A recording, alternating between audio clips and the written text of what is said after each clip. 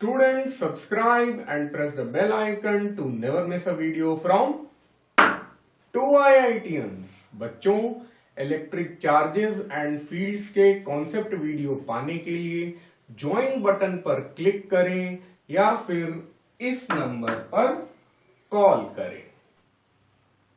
The distance between two negatively charged dust particles is 1 mm and they repel each other with a force of 4 into 10 to the power minus 5 Newton.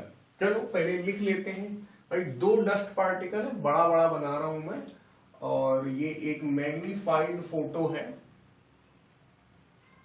Magnified photo होने का मतलब ये है कि जितने बड़े ये हैं उससे कहीं ज्यादा बड़ा मैं बनाकर दिखा रहा हूं।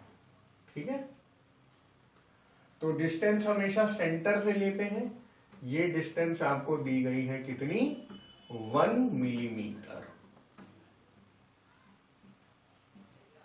अच्छा, और इनके बीच में फोर्स जो है 1/4 pi epsilon not Q1 Q2 by R square, इसका फॉर्मूला होता है। वो फोर्स का मैग्नीट्यूड दिया 4 into 10 to the power minus 5। कह दिया गया है कि दोनों ही क्या है? नेगेटिवली चार्ज्ड है। ठीक है, if the charge on one particle is 4 times that of the other, find out the number of electrons charging them separately. यानी एक पे चार्ज दूसरे से 4 गुना है, तो इस पे मान लेते हैं -Q है और इस पे मान लेते हैं -4Q है। ठीक है, ये दोनों अंडे हटा दें। ओके, अब ये फोर्स हमें पता है तो Q की वैल्यू मालूम चल जाएगी। फिर Q is equal to n e से नंबर ऑफ इलेक्ट्रॉन्स निकाल लेंगे। ये स्ट्रेटेजी रहनी चाहिए। आप चाहें तो वीडियो पॉज करके खुद करें और देखिए कि सही आ रहा है कि नहीं। तो देखिए, हमें दिया हुआ है F is equal to 4 into 10 to the power minus 5 newton. ठीक है, तो F होता कितना है? 1/4 pi epsilon naught Q 4Q by R square. अच्छा, माइनस माइनस है दोनों, तो चाहो तो लगा लो माइनस माइनस, यहाँ लगा लो माइनस। ठीक है, माइनस माइनस फिर से प्लस ही होने वाला है। ठीक है, और 4 into 10 to the power minus 5। Calculation करना सीखो। यहाँ पे यही प्रॉब्लम आती है CBSE वालों को और स्टेट बोर्ड वालों को। ICSE वालों को तो कैलकुलेटर अलाउड है ना, कि 9 into 10 to the power 9 4Q square divided by R square. 4 into 10 to the power minus 5। ये 4 कट गया भाई। ठीक है, R भी हमें दिया हुआ है कितना? 1 mm। तो यहाँ पे 1 into 10 to the power minus 3 metre में लाना पड़ेगा ना बच्चों, है ना। R is equal to 10 to the power minus 3 metre, है ना। अच्छा, अब ज्यादा कुछ काम बचा नहीं है हमारे पास। Q स्क्वायर को आइसोलेट करो। ये 10 to the power minus 5 है into 10 to the power minus 6 है भाई, है ना। और नीचे है 3 का स्क्वायर और ये है 10 to the power 9। अब ये ऊपर चला जाएगा, है ना। तो Q square is equal to 6 5 11 minus में, और ये फिर से माइनस में आएगा, है ना। 10 to the power minus 9 minus 11, है ना। समझ रहे हो, इसको ऊपर ले गए तो -9 और इसका -11 बटा 3 का स्क्वायर, तो ये हो गया -20।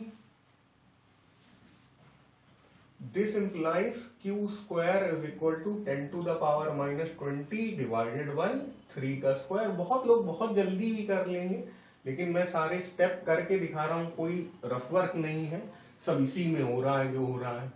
आप यही चीज रफ में कर सकते थे। डिवाइडेड बाई 3, ये क्या होगा? कूलॉम होगा। 10 to the power माइनस, भाई इसका स्क्वायर हटा पावर 2 से 1 हुई, पावर आधी हुई, इसकी भी पावर आधी होगी, इसकी भी पावर आधी होगी, ये सब चीज आप जानते ही हैं। ठीक है, तो अब हमें पूछा क्या गया है, the charge on electron is 5/3 into 10 to the power minus 19। तो अगर इसमें मान लीजिए N2 है नंबर ऑफ इलेक्ट्रॉन्स और इसमें मान लिया N1 है, तो Q तो हमें पता चल गया है, तो N2E is equal to 1/3 into 10 to the power minus 10 coulomb, और N2E का वैल्यू हमें दे दिया गया है यहाँ पे कि एक इलेक्ट्रॉन पे, मतलब 1.6 ना लिख के ये लोग ऐसे लिख रहे हैं, जो कि बहुत अच्छी बात है। यहाँ 1/3 दिख रहा है तो यहाँ भी 3 कटेगा वहां से, 5/3 into 10 to the power minus 19 coulomb. ठीक है भाई। अच्छा, अब 5/3 into 10 to the power minus 19 is equal to 1/3 into 10 to the power minus 10। ठीक है भाई, ये 3 कैंसिल कर लो।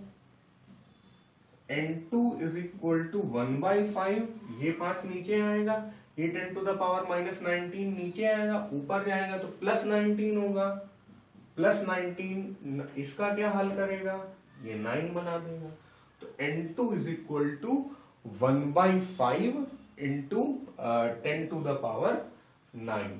तो इसको आप लोग बोल सकते हैं 0.2 इंटू 10 टू द पावर 9, यानी कि 2 इंटू 10 टू द पावर, ये क्या होगा 10 गुना बढ़ गया, तो इसको एक कम करना पड़ेगा, 10 गुना कम करना पड़ेगा इलेक्ट्रॉन्स, यानी कि जो छोटा वाला है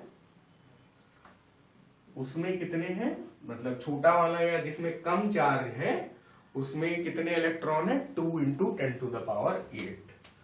मैंने इसको N2 मान लिया, उन्होंने उसको N2 मान लिया, N1 मान लिया होगा, कोई दिक्कत नहीं है, इससे तो कोई फर्क पड़ता नहीं है। हाँ, जिसमें चार्ज Q है उसमें इतने इलेक्ट्रॉन है, किसमें है, इन द चार्ज Q। ठीक है, अब उसी तरह N1 निकालेंगे, वहां पे हम लोग क्या करेंगे, Q की जगह 4Q रखेंगे और सेम कैलकुलेशन करेंगे। ठीक है, थोड़ी जगह बना लेते हैं। अब जब देखो Q हमारा कितना है ऐसा, तो 4Q कैसा होगा, 4/3 into 10 to the power minus 10 coulomb, है ना, यहीं से तो है भाई, ये वाला Q ये आ गया, और ये से 4 गुना ही तो है, तो 4 गुना में बस 4 मल्टीप्लाई कर दो दोनों तरफ।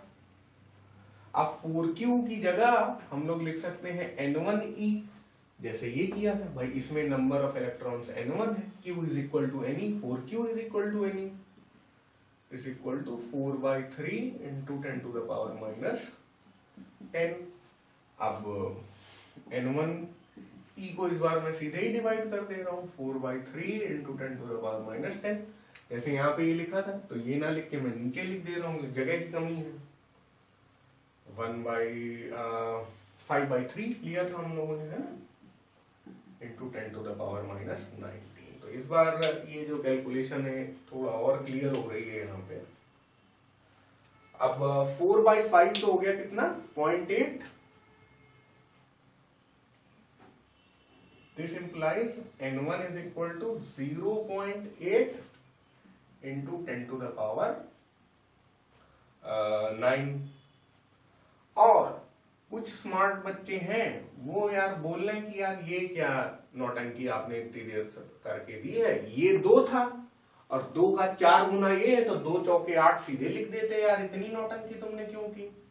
तो वो बच्चे बिल्कुल सही कह रहे हैं, यहां से हम लोग बोल सकते थे, नंबर डायरेक्टली भी बोल सकते थे, N2 ये है तो N1 4 टाइम्स हो गए 8 इंटू 10 टू द पावर 8, ये काम भी हम लोग कर सकते थे, लेकिन कोई बात नहीं यार,